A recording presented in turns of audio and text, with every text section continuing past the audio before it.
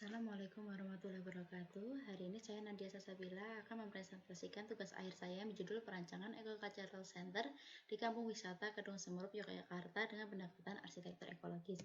Di mana latar belakang perancangan ini ada tiga, yaitu isu pariwisata, isu seni budaya dan alam, dan isu lingkungan. Di mana di sini memiliki banyak potensi seni budaya dan alam, salah satunya Sungai Dengung. Lalu isu lingkungannya adalah terjadi pencemaran di Sungai Dengung akibat sampah rumah tangga yang dilakukan oleh warga. Di sini ada tiga permasalahan khusus, yaitu bagaimana mengolah tapak bangunan ekologis, yang kedua bagaimana penataan masa bangunan dengan merespon iklim, lalu yang ketiga bagaimana merancang fasad dengan penerapan material lokal yang ekologis.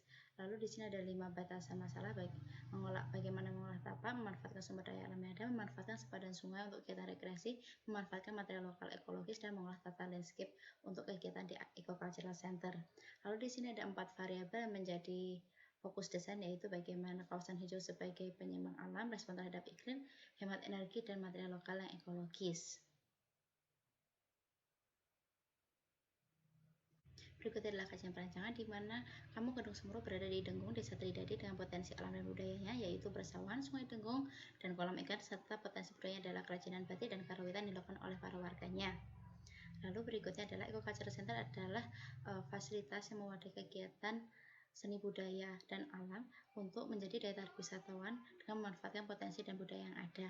Di sini kajian temanya adalah arsitektur ekologis. Ada 4 aspek, yaitu kawasan hijau sebagai penyeimbang alam, 2 merespon iklim, 3 hemat energi, dan 4 penggunaan material lokal yang ekologis. Lalu berikutnya adalah bagaimana cara merespon sepadan sungai, yaitu menjadikan sepadan sungai sebagai wisata sungai maupun ruang terbuka hijau bagi wisatawan maupun warga di sekitarnya. Di sini ada 2 kajian presiden, yaitu The Great School Bali, di mana memanfaatkan material seperti bambu untuk bangunannya, sementara untuk Tukat Pindo adalah memanfaatkan sungai untuk kegiatan sungai maupun kegiatan olahraga. Lalu di sini ada peraturan bangunannya, yaitu KDB 80%, KDA 20% dengan maksimal tinggi bangunan 16 meter dengan sepadan sungai 15 meter dari tepi sungai. Berikutnya adalah analisis perancangan, di mana tujuan ada Eco-Cultural Center ini adalah mengembangkan lokalitas kegiatan seni budaya dan alam sehingga masyarakat bisa berkembang. Lalu analisis konteks di sini adalah menggunakan standar GBC dengan KDB 60% dan KDH 40% untuk mengatasi permasalahan lingkungan yang ada dan menjadikan tempat ini menjadi tempat yang ekologis. Di sini analisis penggunanya ada ibu-ibu pengrajin batik, anak-anak dan bapak-bapak, lalu petani, wisatawan, dan pengelola staf. Di sini ada bangunan utama dan bangunan pendukungnya. Itu adalah fase perancangan. Di sini ada site plan, di mana ada 3 akses utama, yaitu akses kendaraan pengelola dan staf, akses kendaraan pengunjung, lalu ada akses pejalan kaki dari permukiman Kampung Kedung Semerup. Di dalamnya juga ada jalur pathway, lalu ada area juga persawahan untuk edukasi sawah, ada area RTH seperti inner court dan taman berkumpul, lalu ada juga penataan vegetasi. Di sini ada konsep respons pada sungai, di mana menjadikan area ini untuk kegiatan area wisata, ada kolam pancing, ada kolam terapi ikan, ada wisata olahraga air, dan di sini juga bisa menikmati sungai.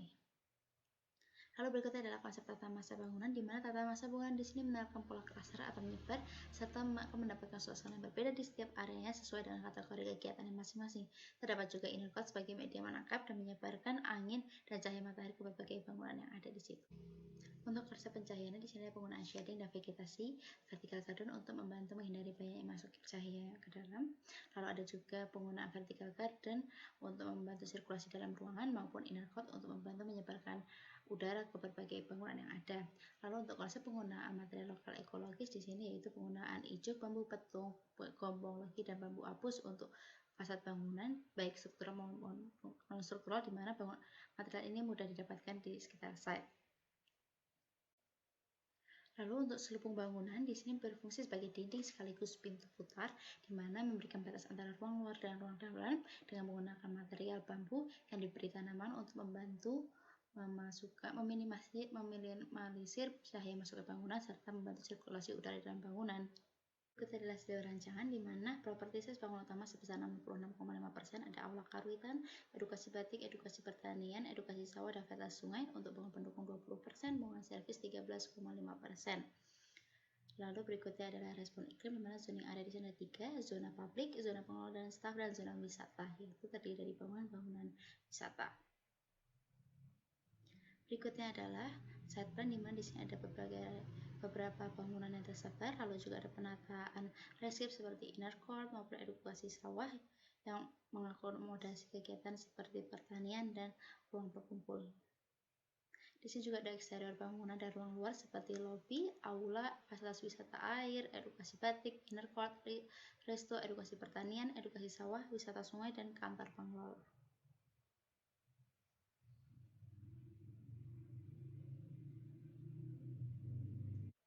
Berikut adalah potongan kawasan. Di sini terlihat ada area aula Karawita, fasilitas wisata sungai, dan ada inner court. Di sini juga ada perbedaan ketinggian antara tepi sungai dengan area perancangan, yaitu setinggi 4 meter. Di sini ada respons padan sungai, di mana area riverfront ini dimanfaatkan untuk kegiatan seperti area wisata, ada kolam terapi ikan, kolam pancing, ada sitting area, dan river walk. Di sini juga ada area zona riparian untuk menjaga kestabilan lingkungan. Dari potongan ini terlihat letak-letak area tersebut, di mana sungai selebar 15 meter dimanfaatkan untuk wisata olahraga air maupun ada zona riparian dan sitting area. Berikut ini adalah visualisasi dari area riverfront, di mana ada river walk yang di dindingnya ada tanaman Lee Kuan Yew, ada kolam pancing ikan, ada edukasi sawah, sitting area, dan kolam terapi ikan, serta area ruang terbuka hijau. Lalu berikut adalah area zona riparian. Di sini ada perbatasan antara zona air dan zona darat, di mana tempat bertumbuhnya tanaman seperti alang-alang dan rumput teki untuk mencegah terjadi jika terjadi erosi serta menyaring polutan. Berikutnya adalah bangunan utama, yaitu ala karawitan, terdiri dari 2 masa bangunan. Yang pertama bangunan utama dan bangunan fasilitas penunjang. Di bangunan utama ini ada area pertunjukan, di mana interior bangunan mengekspos material bambu dan memiliki latar belakang pepohonan bambu.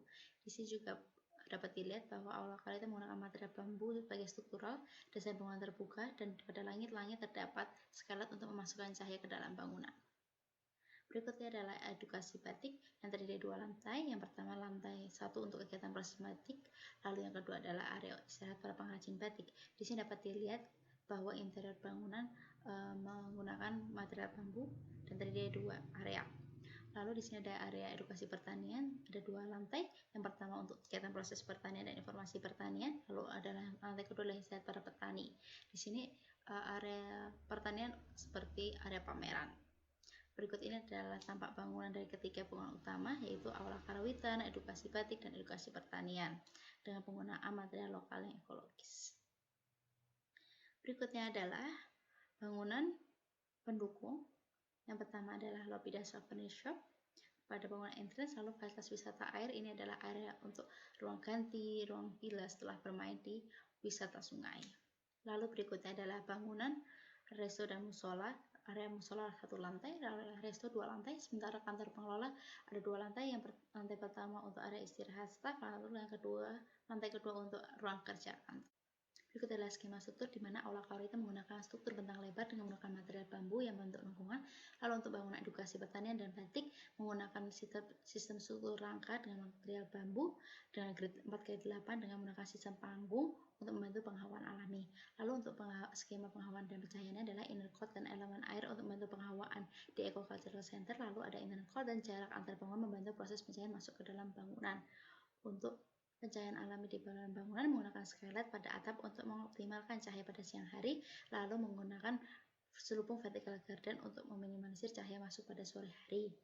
Untuk penghawaan alaminya, angin dari utara dimasukkan dalam bangunan dengan meminimalisir adanya partisi, menggunakan selubung vertical garden untuk membantu sirkulasi di dalam udara.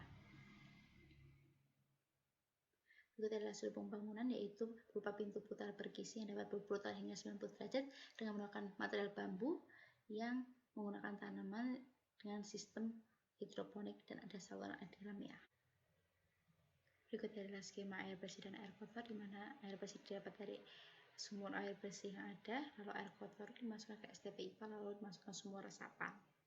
Untuk drainasenya ada saluran air hujan yang dikumpulkan di sumur resapan lalu digunakan untuk kehidupan sehari-harinya. Lalu untuk listrik di setiap bangunan ada panel pembaginya.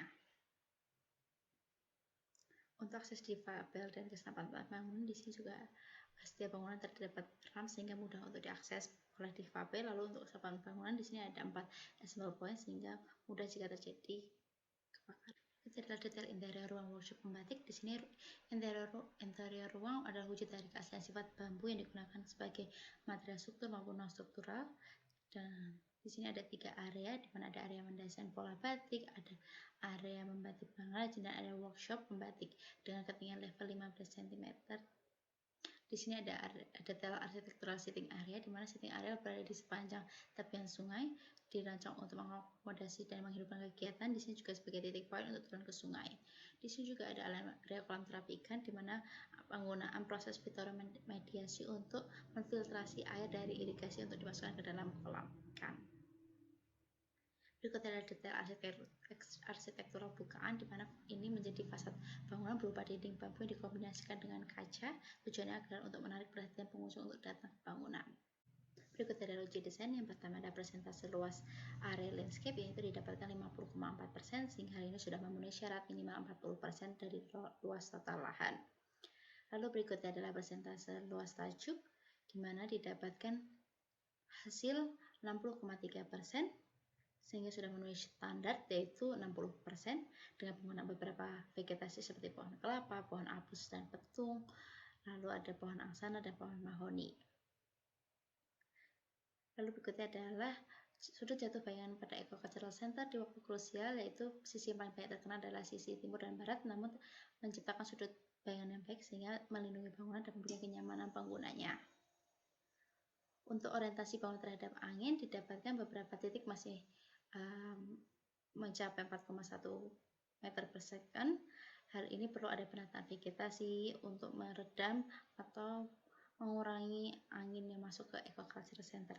Berikut adalah pencahayaan alami. Pada bangunan edukasi batik didapatkan hasil 45,6%, sehingga sudah memenuhi standar, yaitu 30% dari luas lantai.